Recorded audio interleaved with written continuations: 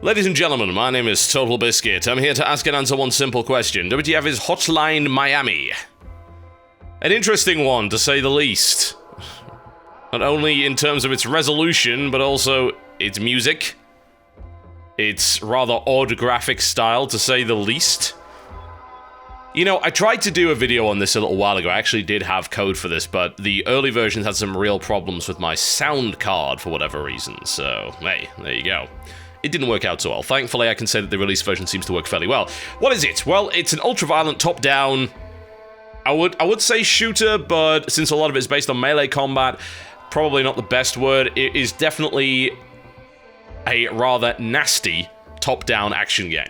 It's brought to you by Dennaton Games and published by Devolver Digital, who are an awesome publisher. I love those guys mostly because they put out some really great stuff that's very much retro. I mean, they're called Devolver Digital for a reason. These are the guys that publish a lot of the Serious Sam games, as well as a whole lot of other really good titles, so I have quite a bit of respect for them. First thing you'll notice, there ain't no options menu. There is no options menu of any description. This game essentially forces you to play in one way and one way only. It shows you the controls, but it doesn't allow you to rebind them, which is always, as far as I'm concerned, a low point. Definitely a disadvantage of any game. I don't believe that you should ever force players to use one set of controls, because there's all manner of reasons why they wouldn't necessarily want to. It might be possible to rebind the .ini files, but as far as I'm concerned, that stuff should always, and I do mean always, be in the game, so that is definitely a minor black mark. But some of you will be happy there's no options menu for me to tear apart. Some of you just don't like that for whatever reason. Alright, let's get into the game, shall we? So, the game allows you access to various chapters. I believe there are 20 in total, give or take. Well, according to that, there's 15. It was saying there was about 20 brutal multi-level maps, but those are split up into 15 chapters, so some chapters have different things.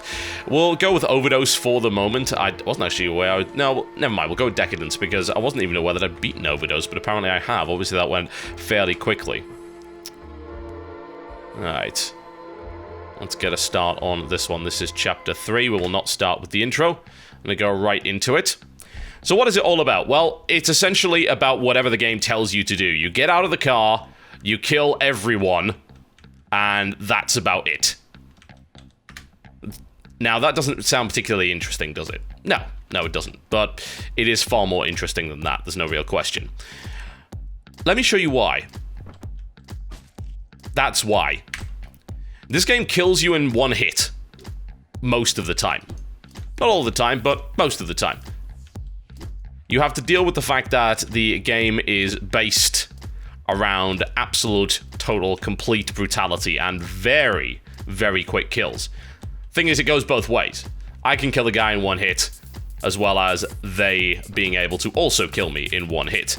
Now, the question is here, how do you deal with this? Well, usually the best way is just to run at him and quickly punch him. Your timing has got to be rather good. And then you want to finish him off before he actually gets back up again. Okay, so we've got a gun there. Gun might be a good option here, considering I'm dealing with guys over there. Now, you want to stay out of sight as well. There's actually a kind of a minor stealth element to this. And it mostly comes down to the fact that since you can die almost instantly, the last thing you want to do is run around shooting all over the place and making it blindly obvious that you happen to be there. Can I make that run? Maybe I can. Oh, yes I can, but I instantly die to the guy with the shotgun over there. As I said, it is brutal. Utterly brutal. And when you die, you have to go back to the start of the map. Thankfully, getting back to where you were doesn't exactly take a long time. Oh, we might go for the... There we go. Managed to make my way through there. Gunshot actually went off, but I think I'm going to go grab the... There we go. Let's grab that M16. Open the door, take him out. Oh, too slow. Yeah. This game is quick. You have to be super fast on your feet to do this game properly, or otherwise you'll just die over and over again. Now, I believe there is a way to also use characters as a human shield, although that's not something that I tend to use. You can also throw melee weapons, which is often surprisingly required in order to pull it off properly. I'm gonna wait for this guy to get in front of the door, then I'm gonna knock him out with the door, then kill his friend. Kind of like that. Smack him in the face a couple of times. Now, the game is also rather messy, needless to say. You've probably figured that one out by now. It evokes something of an old-school GTA vibe. Can I get through that? Oh, I can shoot him, bring him around the corner, and then bring him down. There we go. Oh, hello. We have friends. I'll swap out for a shotty, I think. Whoa! Oh, well, Christ, I didn't even notice him. Instantly dead. I think it's mostly just because of the rather brutal top-down violence that is utterly unapologetic. That was what GTA, at least the original GTA, was in a nutshell. Here, what they've done is they've put the focus entirely on combat, and while it might look like an arcadey game, it's actually surprisingly tactical. That's what really surprised me about it. Since you die instantly, you've got to really very carefully plan your engagements. You've got to always be in the right... God damn!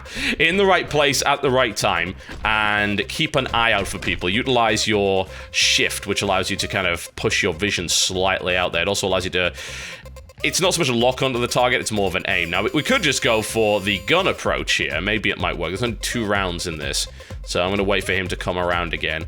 And I'll blow the other guy away with the shotgun, then grab his gun, and then kill the guys that will run directly at me. But they're going to do all of that very, very quickly indeed. So I best be fast, and I wasn't fast enough. So, yeah, not an easy game. Not an easy game at all. It's nice, really, because we're getting quite a lot of games that don't really give you much margin for error these days. XCOM is a very good example of that. I very much appreciate the lack of leeway. Oh, God, he was up there. I need to remember that. Bloody hell, it's like Dark Souls all over again. The lack of leeway is a positive thing, because it really does make for a very interesting game experience, a very tense game experience. Strategy is required. Skill is required, a great deal of it. Timing. Timing is super important in this game. There we go. I'd actually like to take him out without firing. The problem is that I seem to have lost my other weapon. And there's a guy up there. I could take him out, but then I'll be... That's the thing. If I shoot him, I'm going to be surrounded by everyone, so... We'll give it a shot. Yeah. Wow, you die so fast. And it's really cool as well, because it's just the entire game is based around the difficulty. A lot of people make arguments for optional difficulty levels, and in many game types I would agree that it's a very good idea. But if you made this game easier, you would actually defeat the entire point of the exercise. Very much the same as Dark Souls. A lot of the atmosphere comes from the fact that the game is really, really hard. And indeed, the mechanics are entirely based around that. They very much reward skill and learning the levels, and carefully planning your routes. Oh, God. Wrong timing there. I've got to admit, you know, this is very much the way that a lot of these levels have been going for me, and I'm not ashamed to admit that. Not at all, because I really love the fact that the game is difficult. And when you finally do beat it, especially if you do it with a particular style, then you feel great. Okay, 1 down, 2, 3... Oh, he's getting back up again. Okay. I could actually have thrown my shotgun there as well, but there we go. We get the combo, and that is looking really, really good for me. Everyone is dead except for it. Oh, yeah, he was in there, wasn't he? God, I'm actually kind of surprised that he wasn't brought out by the initial gunfire. So, a couple of complaints. Like, the first complaint I probably have is that some of the AI is quite unpredictable. If you're going to have a game which involves a lot of tactical planning, which this does, even though it is rather deceptive in that regard, you wouldn't necessarily think that it would be like that, then you've got to have the enemies actually... Oh, God. I'm not even doing anything right. You've got to have the enemies perform in not so much a predictable way, but in a logical way. They've got to kind of perform the same way every time, because it's almost like a puzzle. When you think about it, this isn't really about twitch skill, this is more about planning. Like, you generally can't fire and aim fast enough if you don't know where everyone is prior to the engagement to actually pull that off. The chances are you're just going to die if you do that. Come on, around the corner. There you go. So that's something to bear in mind. So if you're going to make what is essentially a puzzle game with a lot of guns, then you also have to consider the idea that the enemies have to perform in a certain way, so that you know the best way to deal with them. Makes perfect sense, right? Problem is, sometimes they kind of don't. Like, this guy over here should have really heard that gunshot. A bunch of people ran in from this room here, which was, I believe, about the same distance, maybe even further away. They were actually behind a wooden door, and yet they heard the violence that was going on there. Why is that, and why is this guy still standing there? Something to consider. I'll take him out there. Nicely done. Don't know what the hell was going on there, but it doesn't look pretty. Alright, so this stage is clear, so let's get on to the next one. So that's probably my biggest complaint, at least from a gameplay standpoint. Aside from that, what I will say is the gunplay is exceptional. It feels great. Like, killing stuff in this game feels fantastic. And it is because of the one-shot, one-kill thing that's going on there, and the sheer brutality of the game, and the way that the game actually presents that. Oh, God, he was over there. I should have checked. Should have checked with the shift. There we go. So I know he's over there first. I may actually be able to toss the knife from a further distance and then bring him around the corner. I'm just hoping that he... Oh, did I just bounce that off the wall? That's awesome. Oh, this is not so awesome. I'm gonna die. No, I'll punch him quickly just before he can shoot me. Very nice. Finish him off. Make sure that nothing happens there. Ah, well, that turned out surprising. Better than that. Oh, God! Why did I do that? Oh, dear. Alright, so what other complaints have I got? Well, certainly not from the aesthetic standpoint, at least mostly. I like the way that they've done this. They've done this in a fairly deliberate pixel art style, and it's all sprite-based, and it looks great. That didn't work out the way that I hoped. Oh, come on. Why did I even let him do that to me? Just come on the corner. Alright, so he's down with the knife. I could probably knock them down if I... Oh, I didn't kill him! Alright, finish him off. Done. The problem I've got with the aesthetic is this weird sway that's going on in combination with the colors. So when games kind of describe themselves as bad acid trips, I usually don't really take them all that seriously. I think people overuse the term on acid and don't really seem to fully understand what it actually means. This genuinely is on acid. It really does. It's got this very garish look to it. It's got a lot of constantly oscillating colors. How the... How did I survive that? I have no idea. That did not go the way that I had intended it to go at all. But, well, at least I've got a knife, I suppose. Okay, let's check over that way, make sure there's no one in this direction. Okay, we're safe here, nothing right there. But the flashing lights, and the combination of the flashing lights with this really weird sway effect that's going on, makes me feel seasick. It really does. I really want to enjoy this game, but that is actually almost a deal breaker for me. The amount of swaying around and the way that the camera actually acts makes it very, very difficult for me to enjoy this game for more than about 10 or 15 minutes without feeling genuinely sick. And I don't want games to make me feel sick. You know, I have a problem with that anyway. You know, I have some degree of motion sickness, so this is not going to affect everyone, but it is definitely worth mentioning. An option to turn that off would be nice, even though I feel that it would go against the aesthetic of the game. It's like, can we just tone down the colors and the scan lines and all that kind of nonsense? That would be quite nice. Oh, patience is a virtue, and you are rewarded for such things. Alright. Oh, you see, those guys on the other side of the wall really should have heard that. That's what always weirds me out about it. Sometimes they hear it, sometimes they don't. And it does make things a little bit trickier. Alright, we'll grab his shotgun, check around the corner. Okay, so we've got one guy there. Does he see me behind the table? Difficult to say. I mean, at the end of the day, it is a 2D game. Can he hit me over there? Can he not? I have no idea. That was the answer to that question. Uh-oh. Oh, God! Right back to the start of the level it is. No checkpoints for you, mister. At least if you don't beat the map, then that really is it. You've just got to get back on there as quickly as you can and try not to suck. And you really do have to be as quick as you can as well, because you will be rated at the end. And depending on how many points you get, well, that depends on... Well, that actually affects the number of weapons that you are able to unlock throughout the game. I believe I've unlocked a samurai sword that I gain access to, but I haven't actually seen it yet. I didn't take him out there, did I? God. Well, he's down now. One down. Two. Oh! Oh! Even one miss is punishing. But aside from the gripes that I've put forward, I am definitely enjoying the game. And what I like is that, aside from, you know, this is something that I maybe should have complained about a bit more in the Retro City Rampage video, is that it's not retro for the sake of being retro. It's actually a good game in its own right. It looks like this because they wanted to make it look like this, not because it was kind of a retro throwback. I mean, this isn't actually reminiscent of all that many games at all, honestly. But it's a ton of fun. Wow, that was accidental. Actually, no, I did that on purpose. There's no question about that. That looked great, didn't it? I'm afraid that he's going to come and knife me. That's exactly what I was going to try and do. And take him down. Oh, there's a rifle there. Oh, there's a guy around the corner. What am I doing? God, I may be bad at this game, but I have a feeling that a lot of people will be, actually, when they first play it. They're expecting something like a run-and-gun game, and it's not that at all. Not at all. No health bars, no nonsense. You get hit, you're dead. Son, you are dead straight away. If only there was a crouch button to go behind that table, that would have been nice. Yeah, this definitely seems like the way of dealing with this. Just shoot that guy. For some reason, the guy around the corner doesn't come at you, which is truly weird. Take him out. Wait for him to come out in that direction.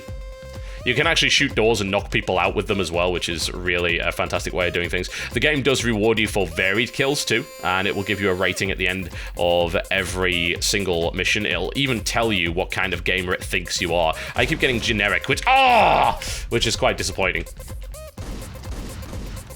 That was not the way to do it. Sometimes, like, it's best just to do things quickly. Here, clearly not. Like, alright. Oh, God. This is just... game. So difficult. Brutal. Absolutely brutal. And that's a plus for it. I'm actually just doing horribly now. I'm not even trying by the looks of it. But yeah, it's definitely a plus. And you should always consider that a plus in a game like this. It's got bleed and spray all over the place. I'm enjoying it a lot. I really am. But as I said, it would be really nice to be able to turn that sway off there. It's a game that does one thing really, really well. And it is very much based on the very obvious and frequently... What's the word that I'm looking for here? Frequently evoked. Let's go with that. The frequently evoked idea of mortality. Your character is going to die very, very fast indeed. He is not a superhero. He is nothing like that. He is just a guy with a gun and stuck in a really horrible situation doing some horrible things. The storyline's pretty good. It's delivered... Oh, Christ. There's no voice acting. There are no cutscenes. It is delivered by basic dialogue boxes. Oh, wow. I even managed to attract his attention. That didn't go well. It's delivered by basic dialogue boxes. The voice acting might have been nice, honestly. I don't think that they necessarily didn't have to... I don't think they necessarily had to keep the whole thing silent. Oh, no way. Oh... That might have been good, but I think they would have had to get some really, really good voice actors to get the right kind of ambience to it. If they'd screwed that up, then they'd have probably ruined the whole alternate 80s thing that they've got going on. And, the game does look a bit retro, just because it happens to use sprites, but I don't think that it was done on purpose, at least in terms of it being retro. They're not marketing it as a retro game at all, and it isn't like retro games either.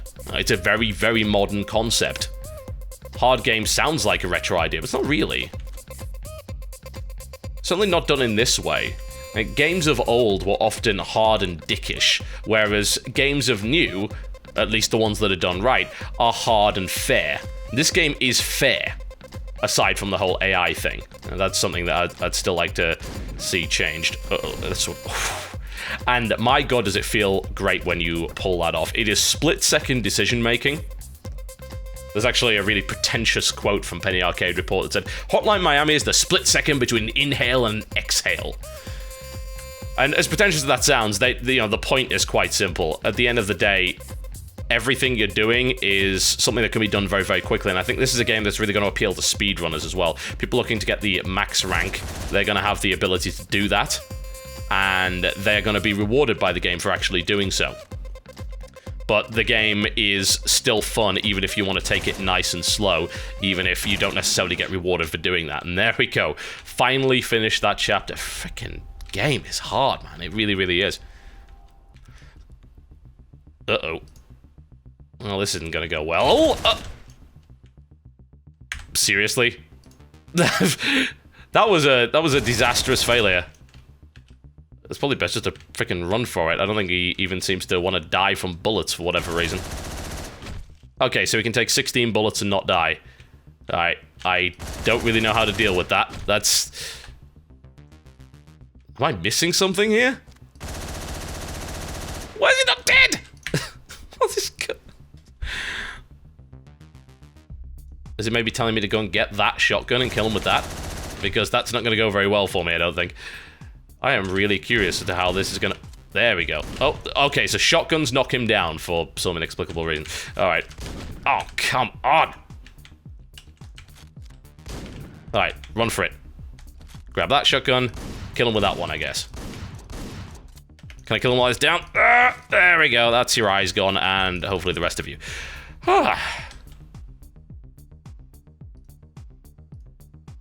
I don't have any idea where I'm taking this woman, but hey, there we go. Probably should have paid more attention to the dialogue. One way or the other, folks, Hotline Miami is available for you right now for the low, low price of what is on the screen.